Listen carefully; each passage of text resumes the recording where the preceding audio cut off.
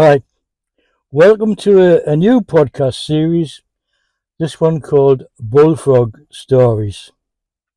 And this is the first in the series, and it's called The Battle of the Bass.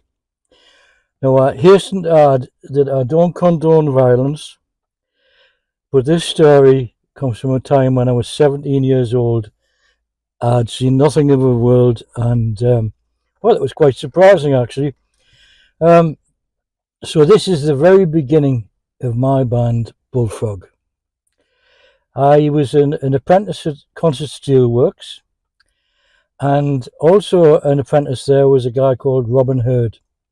And Robin had been in the year above me at school, and we both had an interest in playing guitar and music. So I remade my acquaintance with him at the Steelworks, and of course we chatted about music and bands and stuff. And then he said to me, let's form a band. If you play bass, I will give you a bass guitar.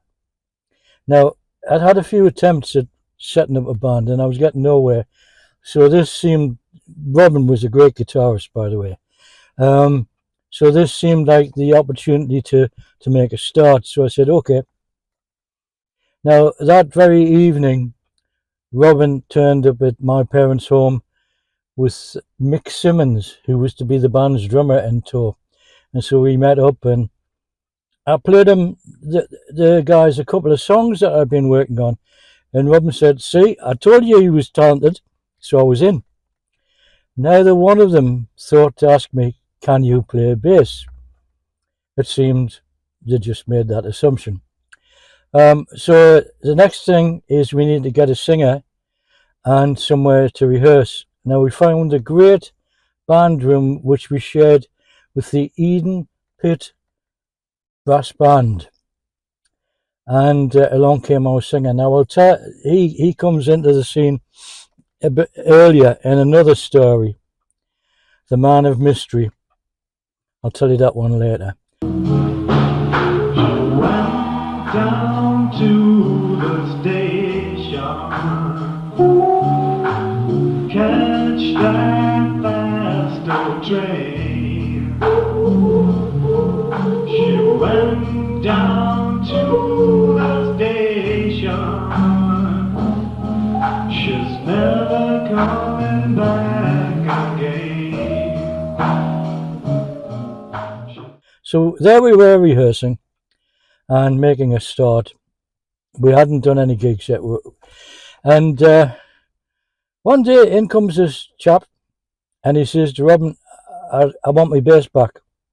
And I thought, oh, that's the end of my career on bass guitar then.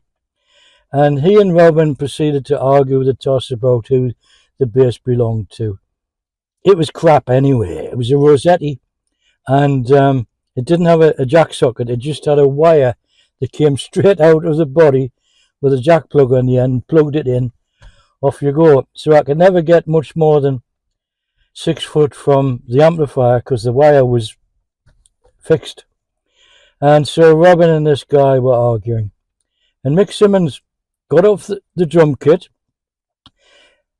no idea why, walked to the front door and opened it. And then he came back and he said to the alleged owner of the bass guitar, are you going to leave now? Now, I'm not sure what the guy said, but it wasn't yes. All of a sudden, Mick pounced on him and beat the holy crap out of him. It was like a Tom and Jerry cartoon. There was legs and arms flying everywhere. And Mick said, are you going to leave now? And the guy crawled out on his hands and knees and left the band room.